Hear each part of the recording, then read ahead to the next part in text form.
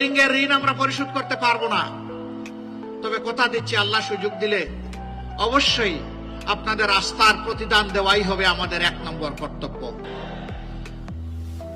ইনশাআল্লাহ তাআলা লাজিম এই কাজে আমাদেরকে কেউ বিরত রাখতে পারবে না। আমরা ঘরে চলাচলে, কর্মস্থলে, সকল জায়গায় আমাদের মায়ের জাতির মর্যাদা এবং নিরাপত্তা ইনশাআল্লাহ শতভাগ আমরা নিশ্চিত করব। এই ব্যাপারে কারো সাথে আপোষ করব না।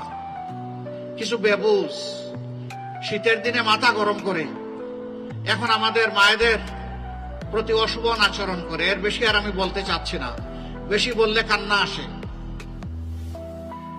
মাদেরকে রক্তাক্ত করে আমি ওদের প্রতি আহ্বান জানাই, তোমরা আগে তোমাদের নিজের মাকে সম্মান করতে শিখো, তোমাদের বোনকে সম্মান করতে শিখো, তাহলে তোমরা গোটা নারী জাতিকে সম্মান করতে পারবা ইনশাআল্লাহ।